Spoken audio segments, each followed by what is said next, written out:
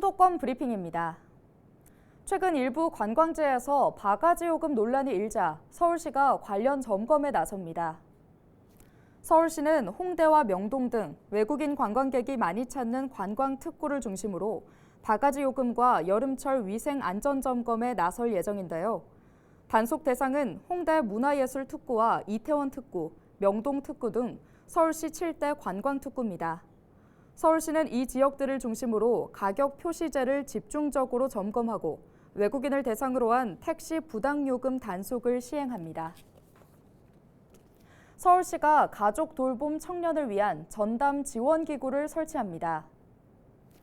가족 돌봄 청년이란 장애나 신체, 정신적 질병 등 문제를 가진 가족을 가정에서 부양하는 14에서 34세 청년인데요.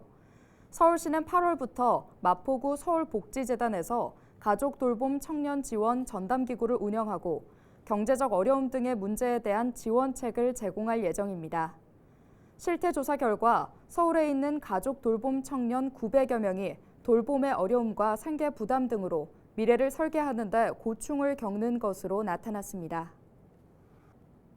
얼마 전 전국을 긴장하게 만들었던 수상한 소포 소식 들어보셨죠?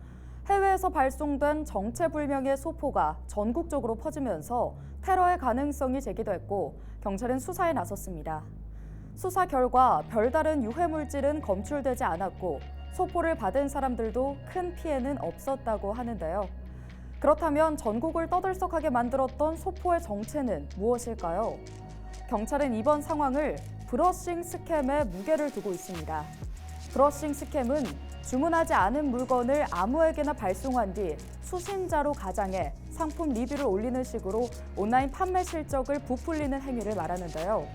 대표적인 사례로는 지난 2020년 정체불명의 씨앗이 중국발 소포로 미국, 영국 등의 무더기로 배송된 씨앗 우편물 사건을 떠올릴 수 있습니다.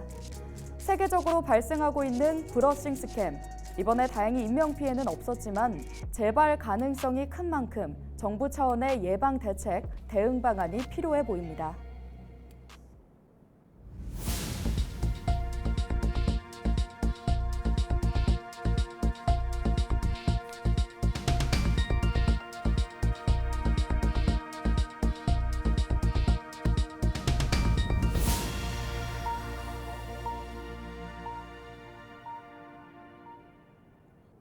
인천공항 세관은 시가 9억 5천만 원 상당의 마약류를 밀수해 국내로 유통하려 한 30대 여성 A씨를 마약류 관리에 관한 법률 위반 혐의로 검찰에 구속 송치했다고 밝혔습니다.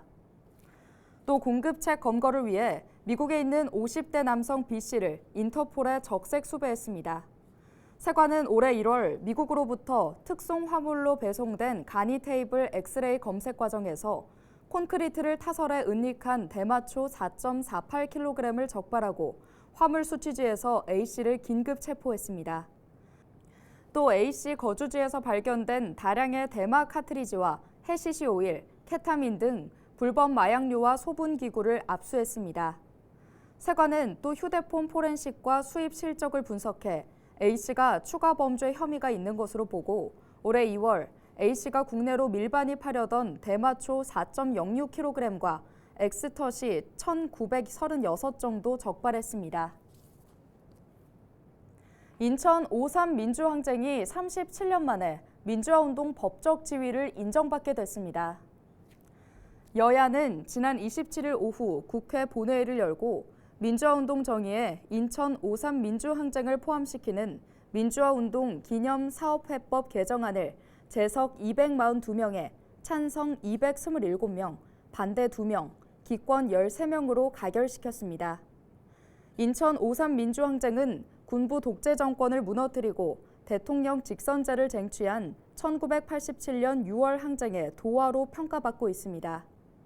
하지만 현행법에서 인정하는 민주화운동에 인천 5.3 민주항쟁은 빠졌고 이에 인천 지역 의원들을 중심으로 법안이 발의돼 토론회 등을 개최하며 다양한 입법 노력을 해왔습니다. 지금까지 수도권 브리핑이었습니다.